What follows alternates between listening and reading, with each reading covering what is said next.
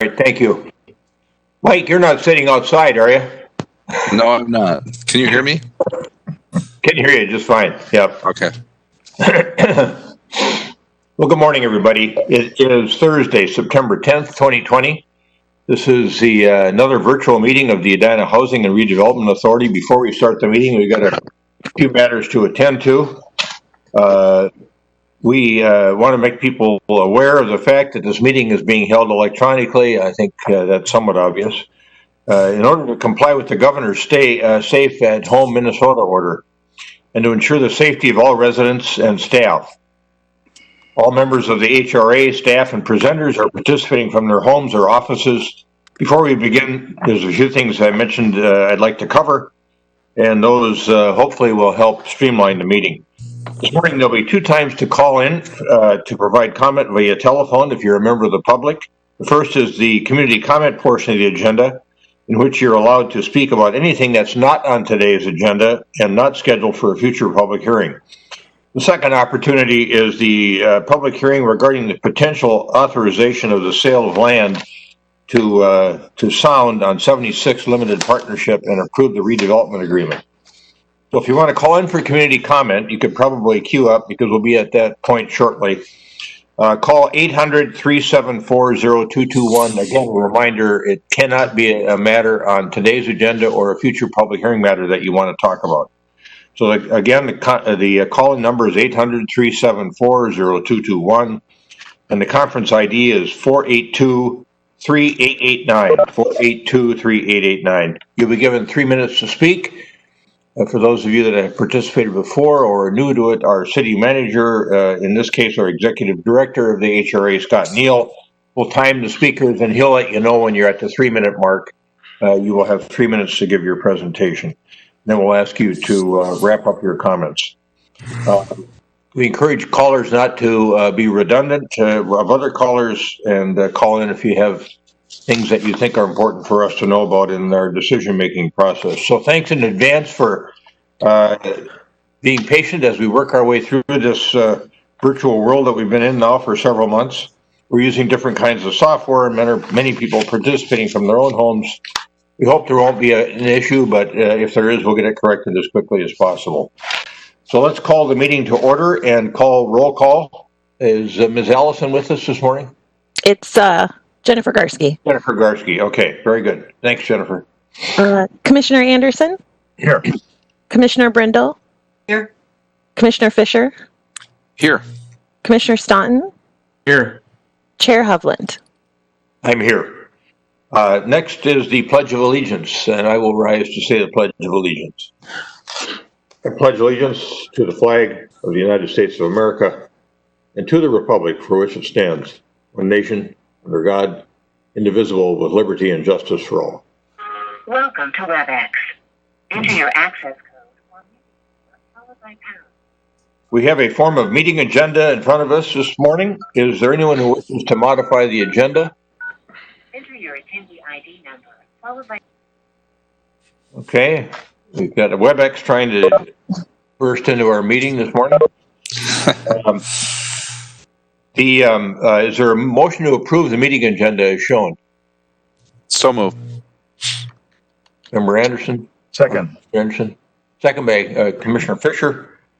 Any further discussion? Roll call, please, with respect to approval of the meeting agenda. Ms. Garsky? Commissioner Anderson? Aye. Commissioner Brindle? Aye. Commissioner Fisher? Aye. Commissioner Staunton? Aye. Chair Hovland? Aye. The form of meeting agenda is adopted. Next, we are on to community comment. And again, we want residents to know if you want to speak about something that's important to you that's not on today's agenda or scheduled for public hearing, future public hearing. You can call in now if you have not already called to get in the queue. The number is 800-374-0221. The conference ID number, again, 482-3889. Press *1 to speak. An operator will put you in the queue, and you'll be muted until it's your turn to speak, and then you'll be given 3 minutes to speak. And make sure you start by giving us your full name and address for the record. And then, as I mentioned earlier, Executive Director Scott Neal will be running the timer, and he'll let you know when you go over the 3-minute mark. Director Benarad, is there anyone in the community comment queue? Good morning, Mayor Hovland and members of the commission. We do not have anyone on the call at this moment. I would recommend we wait until the clock turns to 7:37. There is a slight delay in the broadcast, and so that will give people an opportunity who are watching time to call in if they're interested. I will let you know when we reach that point. Thank you.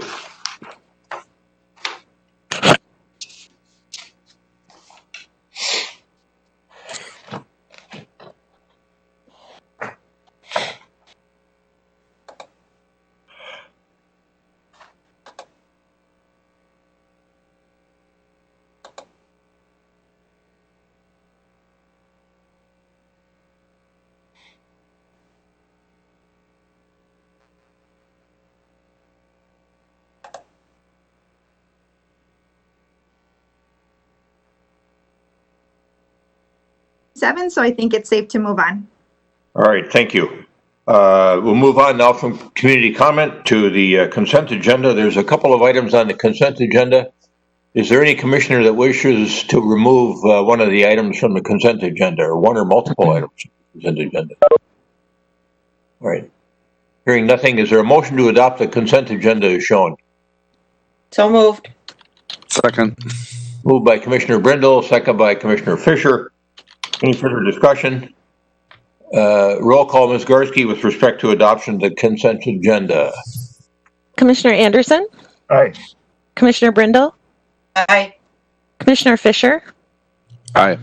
Commissioner Staunton, Aye. Chair Hovland. Aye. The items on the consent agenda are adopted. Next, we move on to the public hearing portion of the HRA agenda. We have one matter in front of us this morning on that portion of the agenda. And that is a potential resolution 2020-04, which would authorize the sale of land to the Sound on 76 Limited Partnership and approve the redevelopment agreement. And Director Neal, sequentially, are we going right to Ms. Hawkinson, or do we have, okay. We are going, yes, right to Ms. Hawkinson. Right. All right, we'll call on Ms. Hawkinson to introduce the topic, and we'll do the staff portion of the presentation, then move on to the public hearing portion of the presentation. Good morning. I would like to share my screen. Thank you.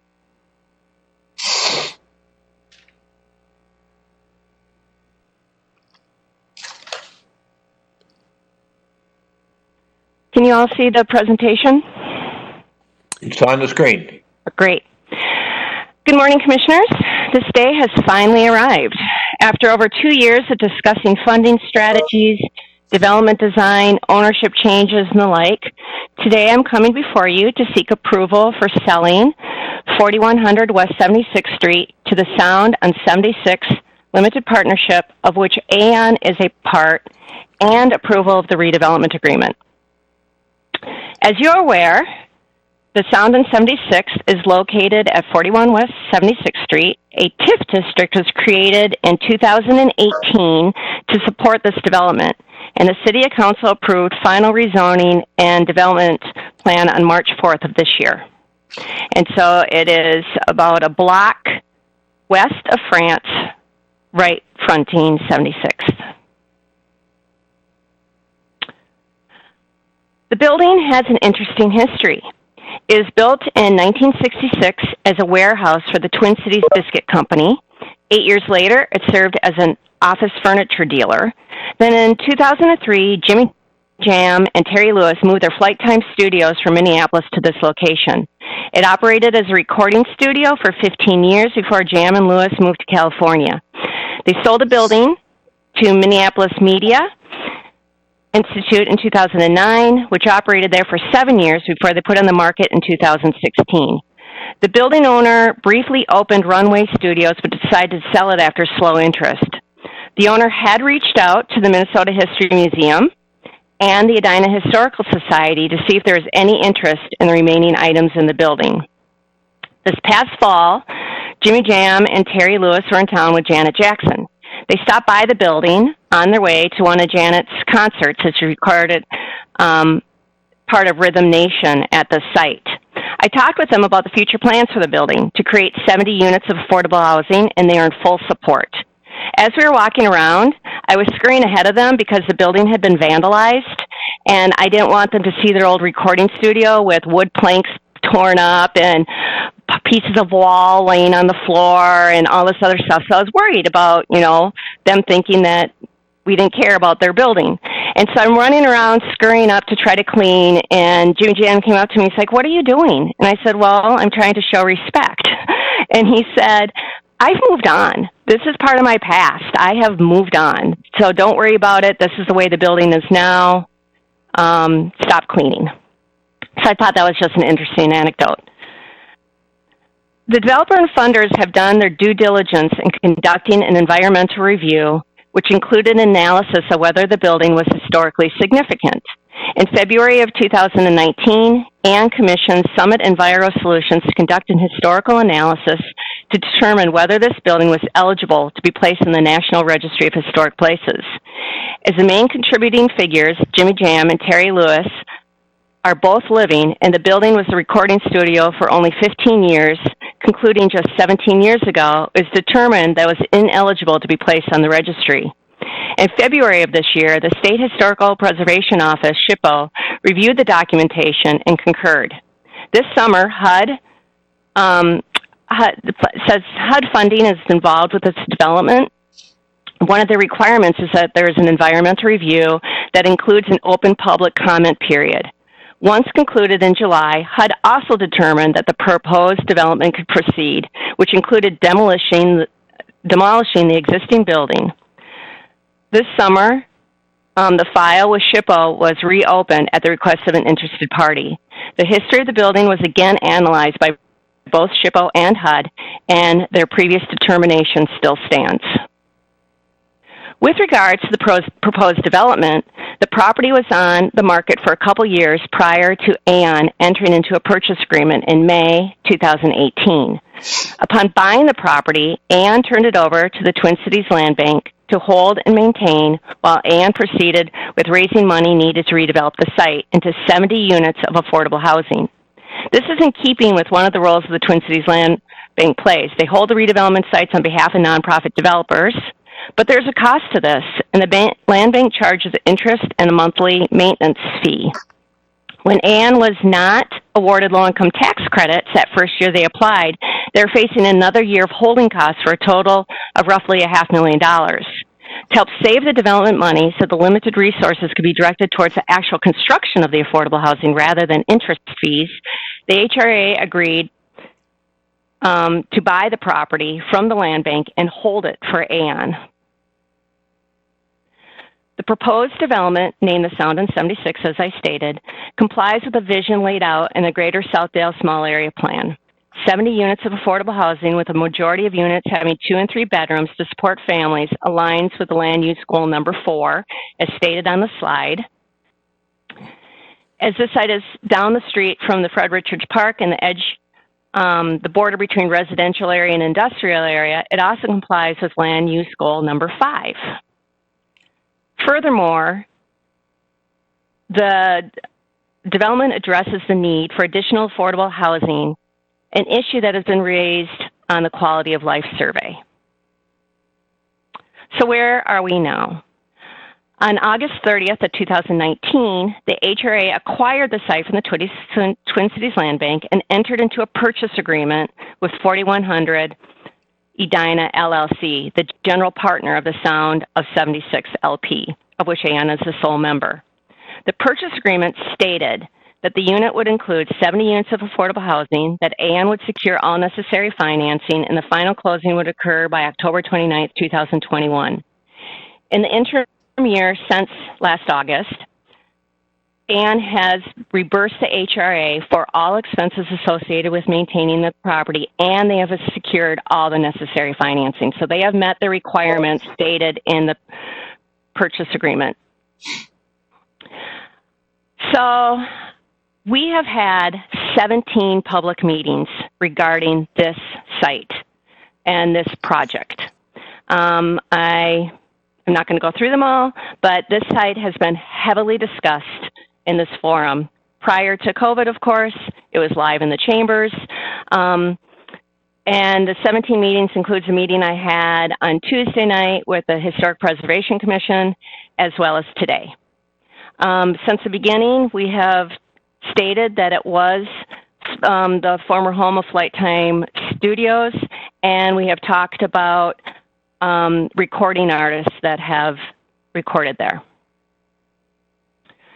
Anne has completed all the terms spelled out in the purchase agreement. They have secured all the necessary financing. They have reimbursed the HRA for all the costs.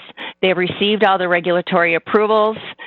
And the Anne's funding partners are undergoing and completing their required due diligence.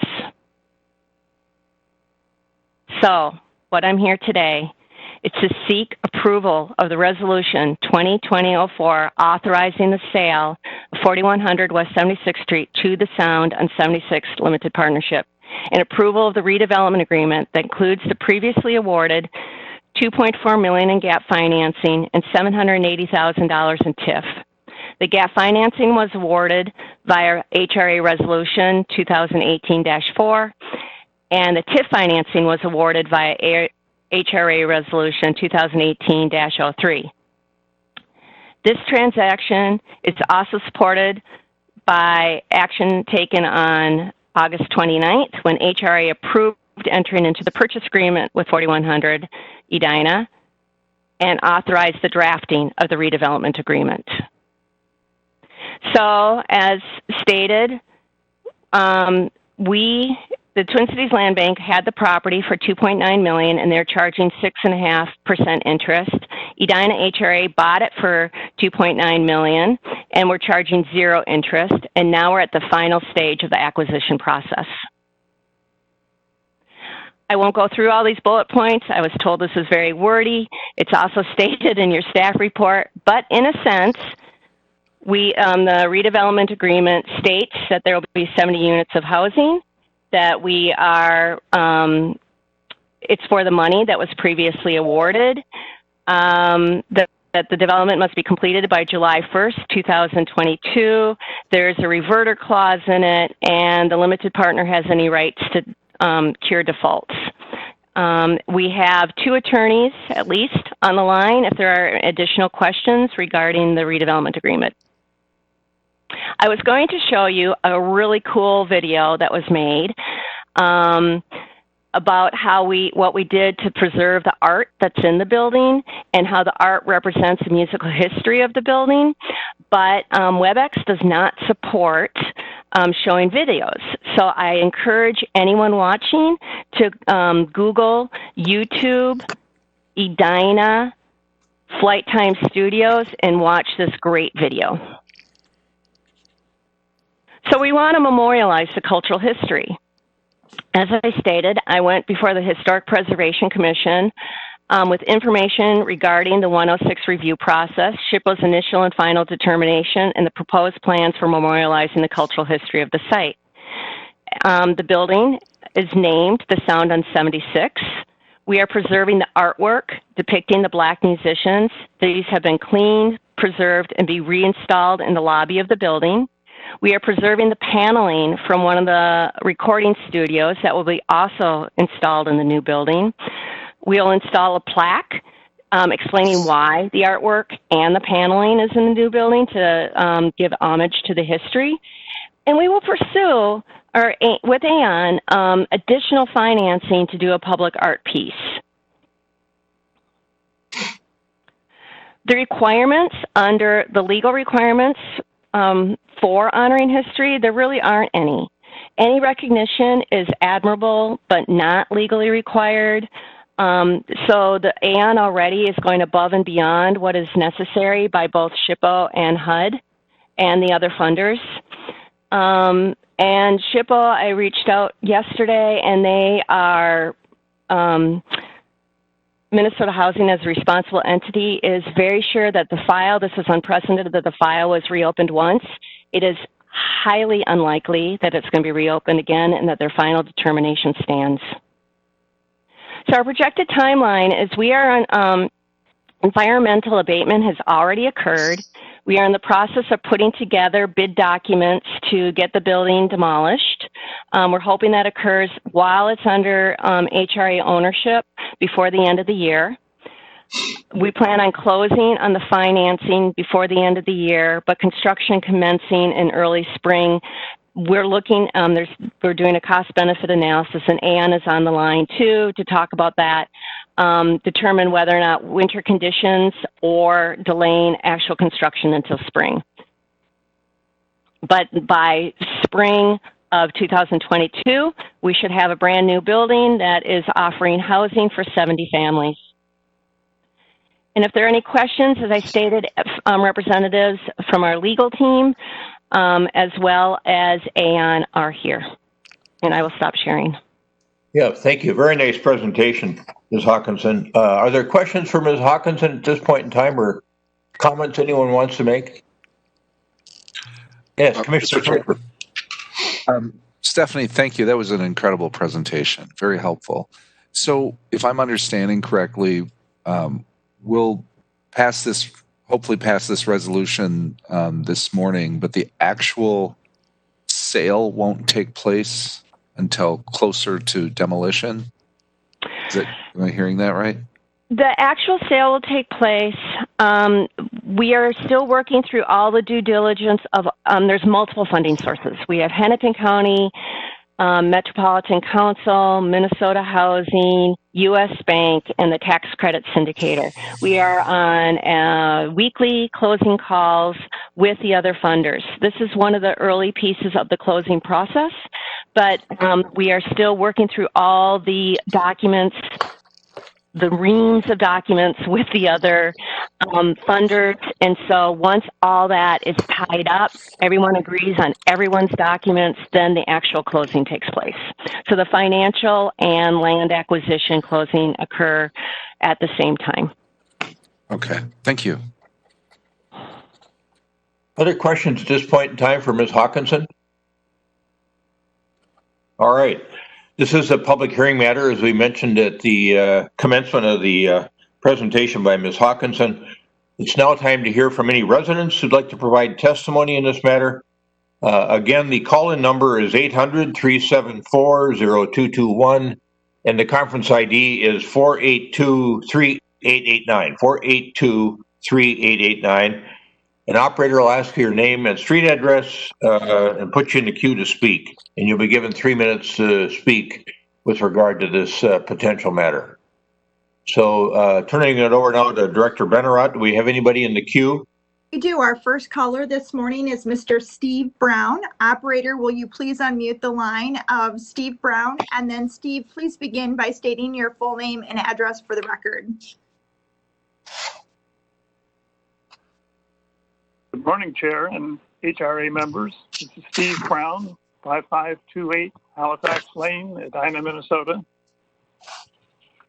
I think it's clear to all of you that we need more affordable housing.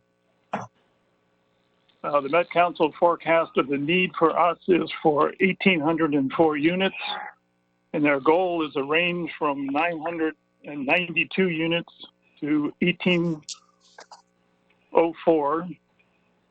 This project will provide 70 units for 70 families.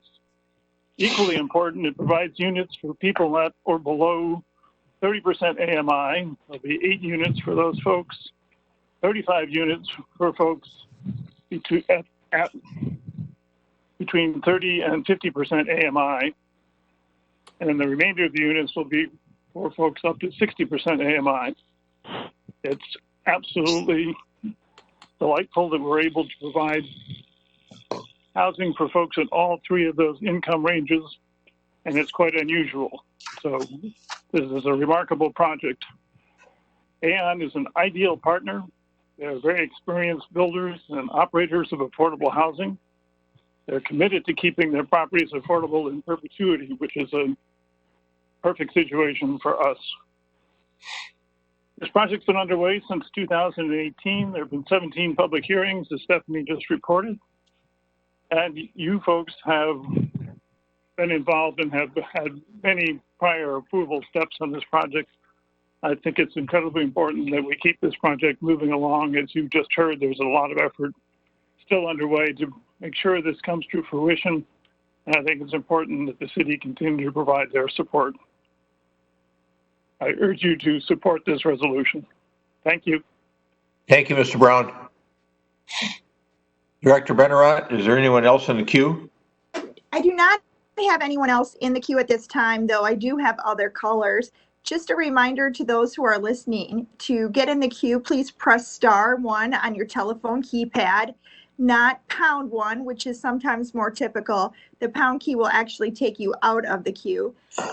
Press *1 to get in.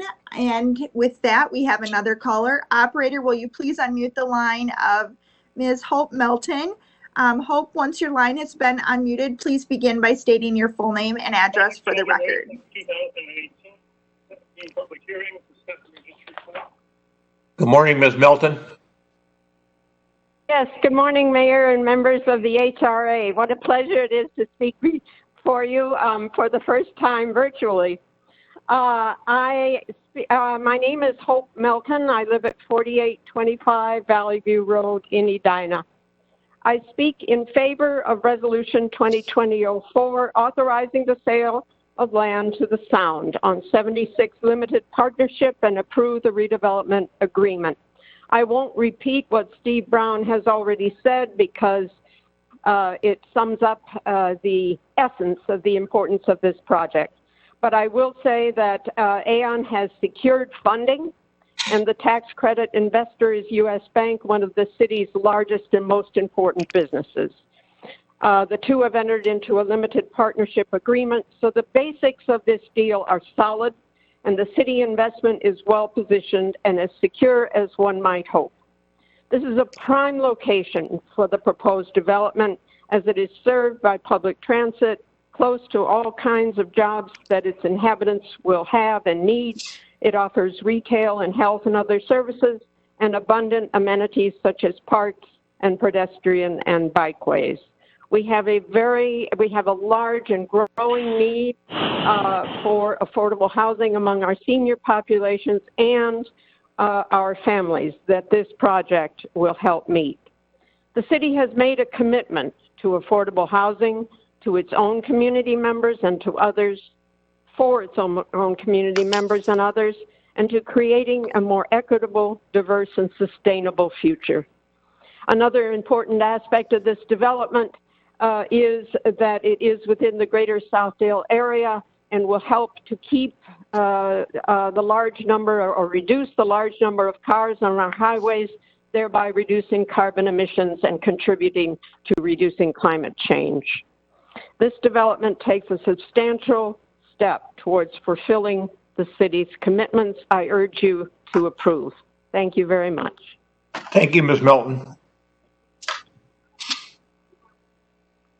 Commissioners, I do not have any other people on the line at this time. I would recommend we may wait a minute or so, as there is a slight delay in the broadcast. I'll watch my clock, and when it shows 8 o'clock, I'll let you know we can move on. All right. Thank you, Director Benarott.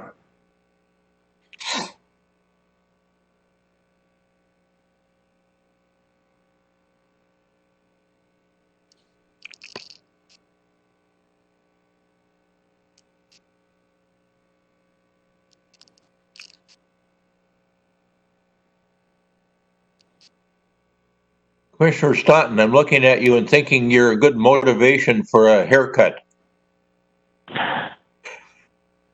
Looks like you got it. Looks like you got it. You mean I look like I need one? No, you look like you just had a good one. That'll take you for a few weeks.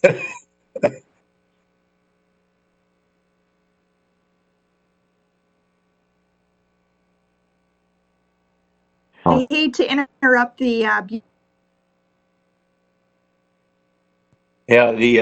what beauty session here, but you will. A couple of Dick's Barbers fans and the customers. All right. Is there a motion to close the public hearing? So moved. Second. Commissioner Fisher moves and Commissioner Brindle seconds motion to close the public hearing. Any further discussion? Roll call, please. Mr. Mayor? Yes. I'm just wondering, it looks like, I'm going to butcher her name, but Ms. Jamler and Mr. Lightfoot, are they part of the public hearing, or are they going to speak separately, or how are they going to participate, if at all, in this hearing? I think, yes, Manager Neal, Director Neal. We had them available as resources, at least in Mr. Lightfoot's case, and with Ms. Jamler, I think we're going to hear with your, if you agree, we'll hear from her after the action, after the HRA action. You're referring to after the public hearing closes? I thought it was after the HRA took its action on the item. Yeah, that's what I understood. Is her input relevant to the action? Why? Yeah, I suppose it could be in terms of maybe some minor details. So I think it would be better to have her input before the final action. My understanding is that she would be part of a brief conversation, assuming we're having one regarding any details of the final agreement. Yeah, I just want to make sure we have all the input before we make a decision. Yeah, then I'm thinking that we should possibly not close the public hearing yet and let her be part of the public hearing process.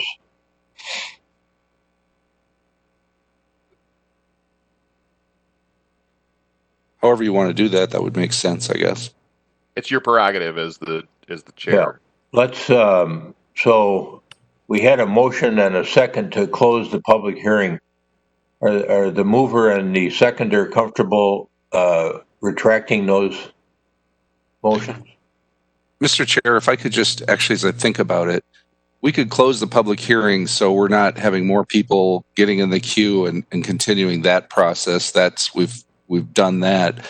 But considering that oftentimes after the public hearing, we have some discussion, just making it part of that discussion, amongst the board. And in this case, it would, while it's not a normal procedure, just allowing Ms. Jamler to share some of her thoughts as we discuss where we want to go. If Ms. Schamler's comments are relevant to the action to be taken, then it seems to me that others ought to be able to speak as well in response to what Ms. Schamler could potentially say. So it strikes me that we leave the public hearing open. So that makes sense. We're totally inclusive and transparent on this. And under the same rules. Right. Okay. That's right, because this is a variation on theme. If her comments were solely to the issues I anticipate she'll talk about, I don't see where it's germane to the action. It's an after-action sort of strategy for the council, but I don't know what she's going to say, so I think we better leave the public hearing open. So that seems fair. All right. I don't remember who the mover was. Was it you, Member Fisher, to close? I believe it was. Yeah, you would withdraw the motion? Member, I do. Commissioner Brindle, you're comfortable withdrawing your second? Yes. All right, let's do that. Let's stay in public hearing now, and let's hear from Ms. Schamler. And Ms. Schamler, you're subject to the same rules everybody else is subject to, and you've got 3 minutes. Thank you. Can everyone hear me? We can. Good morning. My name is Kristen Schamler. I live at 1386 Idaho Avenue West in Falcon Heights. I am a historian with 30 years experience in cultural resource management. I specialize in local music history, specifically relating to the Minneapolis Sound. Through my side business, I've written extensively about the Minneapolis Sound, gotten 2 properties associated with Prince that are less than 50 years in age, recognized as historically significant, thereby doubling the number of properties associated with African Americans to the National Register of Historic Places. I also lead tours of thousands of people from around the state, the nation, and the world who come to Minneapolis wanting to experience places related to the Minneapolis Sound. So I wanted to speak today not in opposition to affordable housing. I'm in full support of the city's efforts in that regards, but it really is to take exception with the viewpoint that the studio is not historic. Ms. Hawkinson did an excellent job of summarizing the work that's been done to date. The concerns I have brought forward to the SHPO and HUD, in my understanding, are not resolved. We are still having discussions about some factual errors and some oversights that I have seen in the historical analysis. The Playtime Studio is associated with the most successful recording songwriting duo in music history. This location is the key spot where they had this recording success. They also worked extensively with local and national African-American artists who were underrepresented in the music industry. So when they made it big, they really focused their efforts on providing this space to get other African-American artists a fair share of that exposure.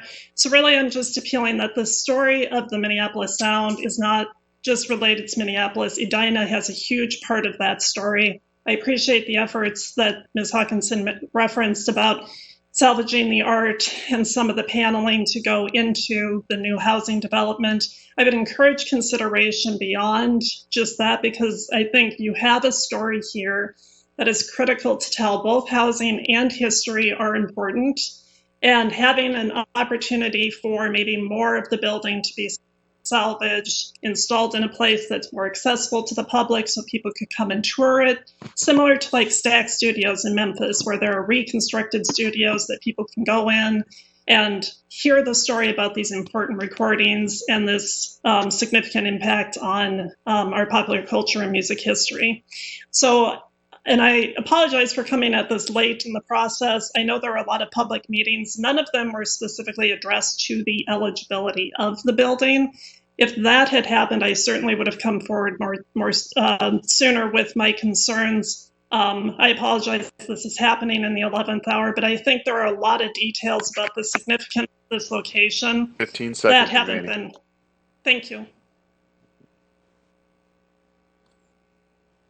All right, thank you. And I think we're going to hear from Mr. Lightfoot as well. Well, Mr. Mayor, I certainly could. Ms. Hawkinson could also respond to those issues as well. My name is Thad Lightfoot. I am a partner and environmental lawyer at Dorsey and Whitney. And just very briefly, my understanding that the State Historic Preservation Office has addressed this issue based upon the comments of the previous speaker, not once but twice, and has resolved all of the issues.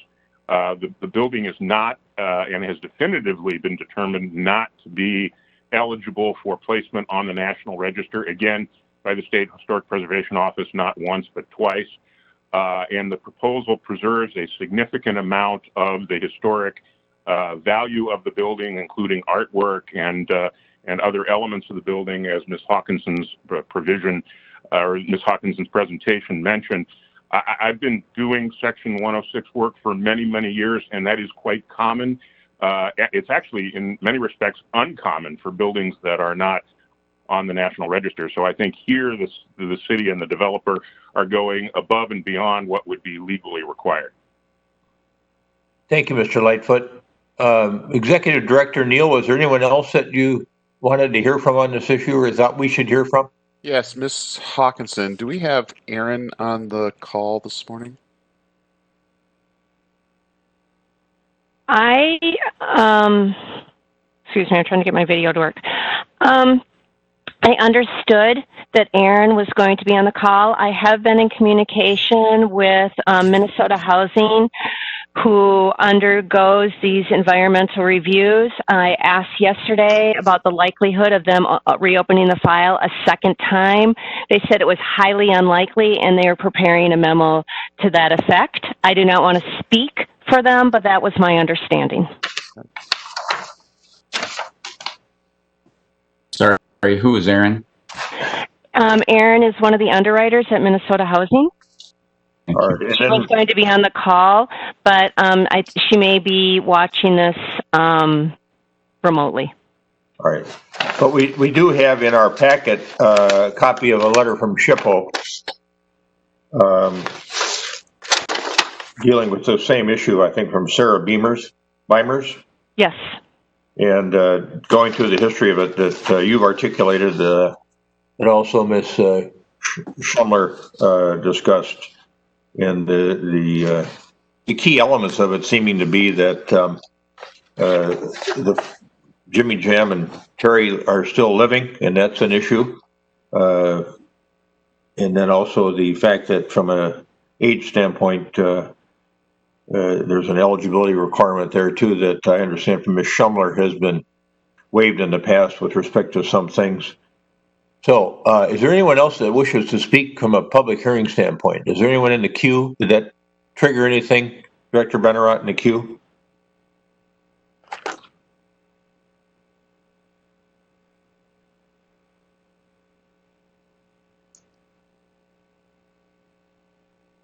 Director Benarott, are you with us? We have no other callers at this time. All right, thank you. Commissioner Fisher, would you care to renew your motion to close the public hearing? I will make that motion to close the public hearing. And Commissioner Brindle, second? Yes, I will second. All right. Any further discussion with respect to closing the public hearing? Roll call, please, with respect to closing the public hearing. Ms. Skarsky? Commissioner Anderson? Aye. Commissioner Brindle? Aye. Commissioner Fisher? Aye. Commissioner Staunton? Aye. Chair Hovland? Aye. The public hearing is closed. Commissioner Fisher, I'm going to go to you because I think you've had some ongoing conversations with Ms. Schumler and potentially others with regard to what are some of the further preservation efforts we could take with respect to some of the materials over there. And I thought your ideas were interesting. Commissioner Fisher. Yeah, thank you, Mr. Chair. I want to apologize if that whole process that we just went through seemed a little clunky. My intention in the past roughly 72 hours, I've learned a lot more about, frankly, about Flight Time Studios than I had really understood before. And in talking with Ms. Schumler and our staff, and it occurred to me that we all have the same interest here. We all believe this affordable housing project is critical and really important, and nobody wants that to not happen. At the same time, there's a resource here and a story to be told that we want to make sure that everyone, I think, agrees should be told in the best way possible. I've come to the conclusion in talking with staff and understanding, there's no reasonable way we can save that building and still do our affordable housing project. So other than saving the building, trying to make sure that we come out of this and knowing that we're going to transfer ownership from the city to the developer, this is our opportunity to make sure we all together understand what we can do before the building's gone. And that's what I wanted to make sure we were all talking about today. And that's why I actually asked for Ms. Schumler to perhaps be part of the conversation, just because she has a wealth of knowledge about the industry and professionally, this is what she does. I thought maybe it would be helpful as we're talking about options or solutions. I want to be very clear. This housing project is extremely important to me, to all of us. And I have no intention of slowing it down for even a minute. I just want to make sure that we are coordinating and doing everything we can to tell that story. And if that means, in the conversation I've had with Ms. Schumler, she's identified somebody that would volunteer to come in and take the professional quality photos inside that building of whatever's remaining. My son is who's a filmmaker, is willing to video and shoot the exterior of the building as quickly as needs to happen before demolition. As I understand today, we have a little time. So that urgency feels a little less intense than it might have a day ago when I was first thinking about all this. But all of it in the spirit of moving this project forward, I'm so excited about this affordable housing project. But I also believe that this story is unique and special, and we need to celebrate the story. And I will say, and the other thing I wanted to have happen today is to be able to hear from our staff about the amazing thinking they've been doing about this, the planning they've been doing. I didn't know. I mean, yes, we've had meetings, but it's these formal meetings. You never really get to understand the depth of what our staff have been thinking about and been doing. And I figured 5 years from now, 10 years from now, if somebody questions, well, why did you you just decided to take that building down and build this? I want them to be able to come back and watch a meeting where we all were talking about it. We all were thoughtful about it. We all planned for this. And I want to make sure it was talked about. So I'm sorry if I didn't want to create any stress for anybody or any of that. I think it's really important that when we do these kind of projects, we have these discussions in public and plan together. When we spoke last evening, you had mentioned there was some historic value to potentially preserving what they called Studio A, which is where a lot of the activity took place. Could you speak to that issue as well, or what you think we could do beyond photographing and videoing the building? Are there other historic preservation elements that we could employ here that we might want to use some other location at some future time?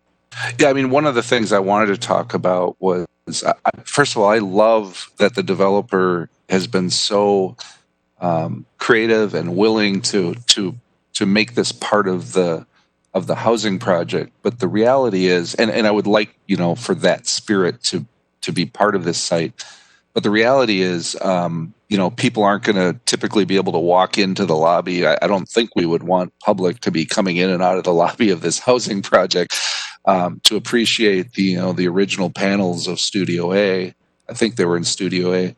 But I love the idea of mimicking that. But what if we actually could disassemble Studio A? And I can't tell you where it would be rebuilt, but if we have it, and we have the time to go in and disassemble it, perhaps there is an opportunity in our city in the future to rebuild Studio A and make that an attraction, something that people could come and see and learn more about the story. I think the other opportunity would be really great to talk about. And again, and that's the Studio A disassembly is obviously important before demolition, as is any documentation of the building. After that, we have time, right? During construction of this site, we have time to think about what sort of artwork, what sort of recognition could happen on the site, which is important to the history, for people to come by and say, wow, this is where that studio existed. And then perhaps they could go to the History Center and learn more, see a video, walk through Studio A, whatever that is. We have time to figure that out.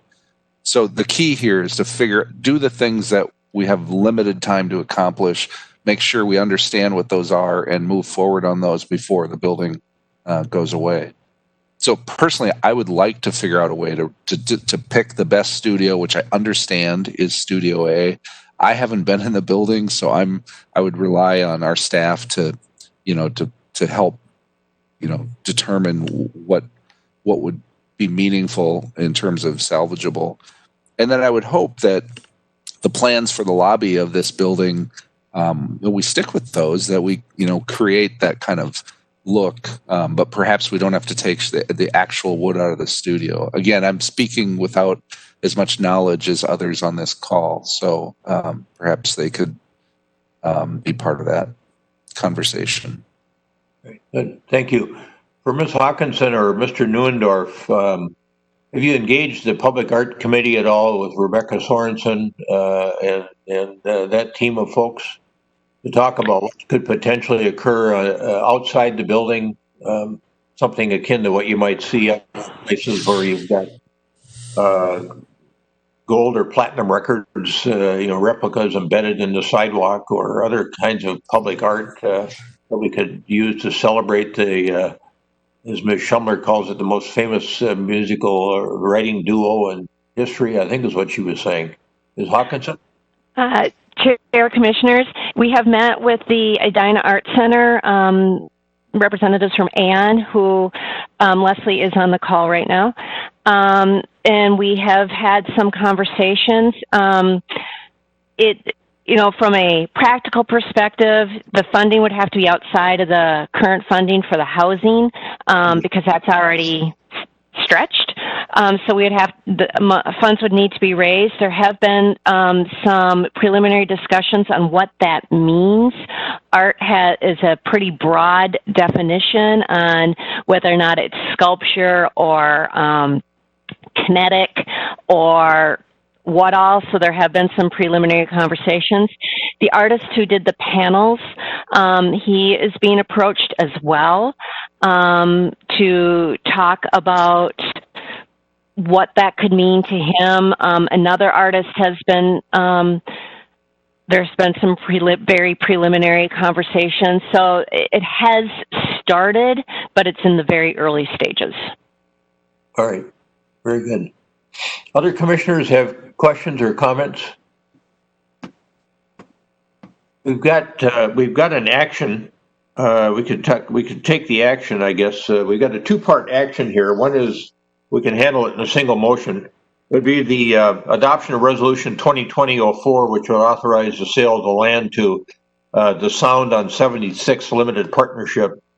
And then number two would be approval of the redevelopment agreement, which deals with the gap financing plus the TIF secured through a PAYGO note. Would someone care to make that motion? So moved. For clarification, is this one motion for both? One motion. I'll second it. All right. Member Anderson moves, or Commissioner Anderson moves. Commissioner Brindle seconds. Further discussion? Mr. Chair. Yes, Commissioner Fisher. So I just want to clarify, we take this action today, we still have time between now, this action, and the actual closing where the city still retains ownership of that building until the closing, correct? Correct.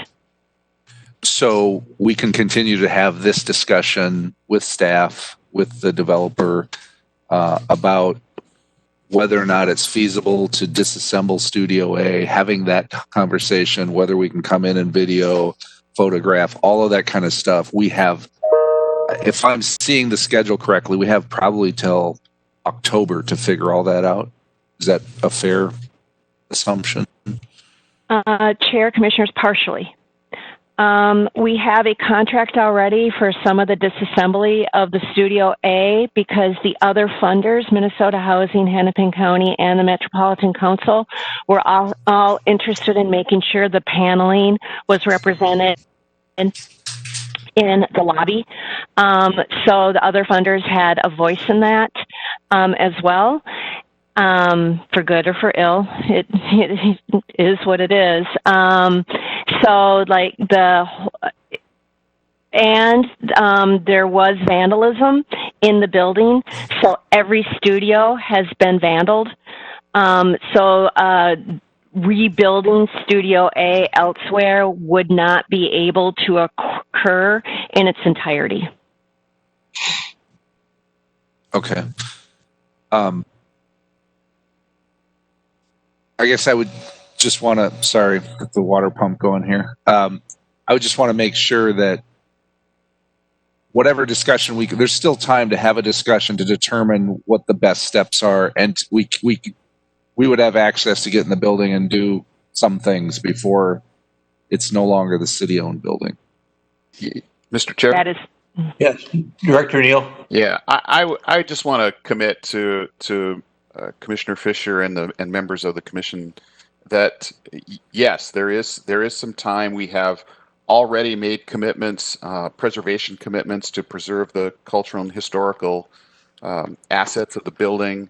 We'll use our best efforts and some of our own money to continue doing that and make all reasonable efforts to do our best to capture those assets before they deteriorate any further. But I think we ought to take that obligation upon ourselves and not push that obligation onto Aon. That wouldn't seem fair at this point. Nobody is suggesting that, but I'm just making that commitment to you that we'll do our best before we turn the keys over to anybody else or put the building on the ground.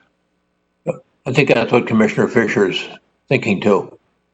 Yeah, and I think I think there, depending on what we do, there are going to be other folks that I think there's funding out there to help tell this story, and I think between now and before the building is demolished, just doing everything in our power to marshal those resources and do what we can, recording everything we can.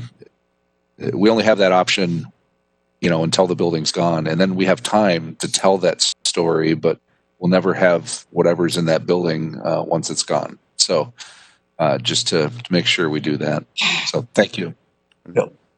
It strikes me that as I've listened to the presentation this morning, that having had this property for sale for a couple of years, it was really quite fortuitous that the HRA bought the property, because we can have this discussion about preserving an important historical element of our community and still accomplish the main goal that we want to accomplish, which is the project that we've been discussing with Aon. So I think between now and demolition time, the videoing, the still photographs, potential grants from sources that would help us either preserve or dismantle Studio A and then recreate it somewhere else in part with original material, or maybe just a recreation of it with new material. I think those are all interesting ideas.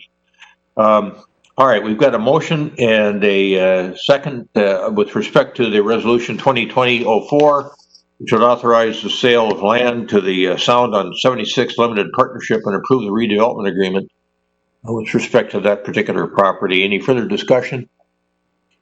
Roll call, please. Commissioner Anderson? Aye. Commissioner Brindle? Aye. Commissioner Fisher? Aye. Commissioner Staunton? Aye. Chair Hovland? Aye. Motion passes. The resolution 2020-04 is approved, authorizing the sale of land to the Sound on 76 Limited Partnership, and we also acknowledge approval of the redevelopment agreement. That is it for public hearings, and then we'll move on to reports and recommendations. And we have a budget matter there. Executive Director Neal, I think you have this matter. Thank you, Your Honor, and members of the Commission. And we also have Finance Director Urim with us today, too. What you are seeing in this proposal is the tentatively approved proposed levy for 2021. This was initially reviewed and tentatively approved by the HRA and Council in December of 2019. This sets the maximum tax levy for the HRA. It is per the proposal we have previously discussed with the HRA. Staff recommend going forward with the proposal as proposed. All right. Questions for Executive Director Neal or Director Urim with regard to this matter? Is there a motion to adopt Resolution 2020-05, which would approve the proposed budget and establish the proposed tax levy payable in 2021? So moved. Second. Excuse me. Motion by Commissioner Fisher, second by Member Brindle. Any further discussion? Roll call, please, with respect to Resolution 2020-05. Ms. Garski? Commissioner Anderson? Aye. Commissioner Brindle? Aye. Commissioner Fisher? Aye. Commissioner Staunton? Aye. Chair Hovland? Aye. Resolution 2020-05 is adopted. That concludes the reports and recommendations portion of the agenda. Any correspondence that's come in, Director Neal, that we need to be aware of? There is not. Director Neal. All right. And then HRA Commissioner comments? Any comments from any commissioners? Mr. Anderson, welcome. Commissioner, welcome back to town. Thank you. Yippee-ki-yay. I just wanted to thank Commissioner Fisher for his thoughtfulness and creativity and eloquence, really, in addressing the matters of restoration over at Flight Time. They were well thought out and carefully researched, and I appreciate it. So thanks for doing that. Oh, thank you. Yep. All right. Anything further from commissioners? Executive Director Neal, any comments? Nope, nothing from me. All right. Is there a motion to adjourn? So Well, Commissioner Fisher moves, Commissioner Brindle second. Starting to sound like Jim Van Valkenburg, huh? Remember Commissioner Brindle? Oh, yeah. All right. We got a motion and a second to adjourn. Any further discussion? Roll call, please, with respect to adjournment. Ms. Garski? Commissioner Anderson? Aye. Commissioner Brindle? Aye. Commissioner Fisher? Aye. Commissioner Staunton? Aye. Chair Hovland? Aye. We stand adjourned. Thanks, folks.